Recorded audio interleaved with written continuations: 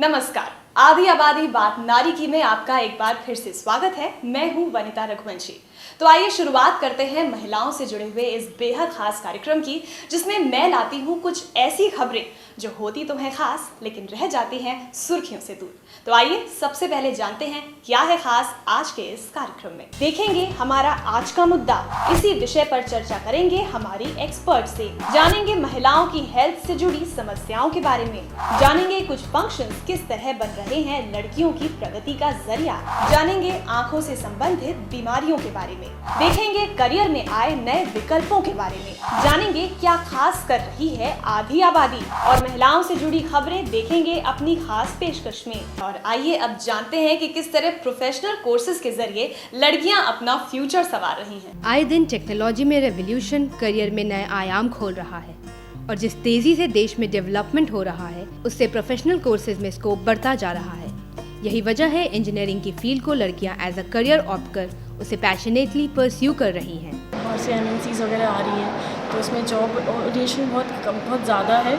बहुत सारी कंपनीज ले सकती हैं, इसमें बहुत अच्छा स्कोप है आगे जाके। स्कोप तो इसमें बहुत है। कोई भी कोई इंजीनियरिंग कर रहा है तो आगे जाके ऑब्वियसली बात है उसको मल्टीनेशनल कंपनीज में काम मिलना है उससे उसकी पर्सनालिटी भी डेवलप होगी। देखिए, इंजीनियरिंग फील्ड जो है इसमें अनलिमिटेड स्कोप हम कह सकते हैं, बिकॉज अभी जो हमारे देश का बल्कि ग्लोब का पूरे वर्ल्ड का जो डेवलपमेंट है that is totally engineering as well as technological oriented. तो इसका मतलब है कि हमारी जो कोशिश है वो ये है कि हम देश को कुछ ऐसा दे सकें इंजीनियर के मार्फत कि जो हमारे डेवलपमेंट में हमें हेल्प कर सके। इंजीनियरिंग जैसे प्रोफेशनल कोर्सेज कर रहे इन स्टूडेंट्स की पढ़ाई पर खासा ध्यान दिया जाता है। बेहतर इंफ्रास्ट्रक्चर, रिवाइज्ड करिकुलम और थ्योरेटिकल नॉलेज उनके एकेडमिक ग्रोथ में अहम रोल अदा करता है।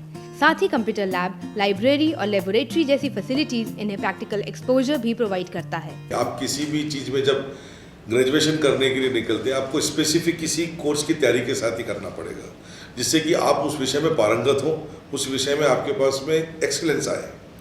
और इंजीनियरिंग से बेहतर उसका कोई क्षेत्र नहीं है। इंजीनियर व्यक्ति अगर कोई भी काम को करता है तो उसकी अप्रोच जो है आप ये मान के चलिए बड़ी कैलकुलेटिव और साइंटिफिक होती है। भारत के नवनिर्माण में जिस तरह के लोगों की और अंतर्राष्ट्रीय स्तर पर भारत की तरफ अंतर्राष्ट्रीय जन समुदाय जिस दृष्टि से देखता है वैसा टेक्नोक्रेट एक इंजीनियर के रूप में ही हमको युवा मिल सकता है, क्योंकि दुनिया के आज युवातम देशों में भारत का नाम शुमार किया जाता है। इंजीनियरिंग में प्रबल संभावनाएं हैं और भारत के विद्यार्थी, भारत के वैज्ञानिक बहुत अच्छा कर रहे हैं। जब अपन प्रैक्टिकल नॉलेज लेते हैं उस चीज़ को अपन एनालाइज कर पाते हैं बेसिकली क्या है, क्या पढ़ रहे हैं, उसका कितना रिलायबल है अपनी डेली लाइफ में। किसी भी पार्ट में प्रैक्टिकल नॉलेज तो हमेशा ही सुपीरियर। एजुकेशन हमारे अंदर के उजाले को दिखाता है, व्यक्ति की समझ डेवलप करता है और उसे ये बताता है कि तुम किस लिए आए हो ज़मीन पे। अगर वो व्यक्ति शिक्षित नहीं होता है तो उसे अपने अर्थ पता नहीं होते हैं जीवन के।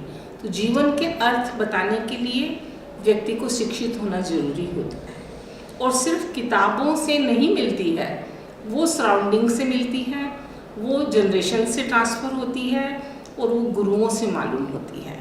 और जैसा गाइड होगा वैसे ही बच्चे बनेंगे। अगर वो इंसान और इंसानियत उसमें है और शिक्षित भी है वो, तो फिर वो अगर काम तो कर ही रहा है, देश के साथ में उसका नाम जुड़ रहा है। नॉलेज के साथ इन स्टूडेंट्स के प्रेजेंटेशन स्किल्स को निखारने पर भी एफर्ट किया जाता है। सेमिनार्स, डिबेट्स और वर्कशॉप जैसे इवेंट्स इनके कम्युनिकेशन स्किल्स को इम्प्रूव कर इन्हें और कॉन्फिडेंट बनाता है। यानी ओवरऑल ग्रूम्ड हो रहे ये भावी इंजीनियर्स मार्केट में उतरकर खुद को सक्सेसफुली प्रूव कर पाएंगे।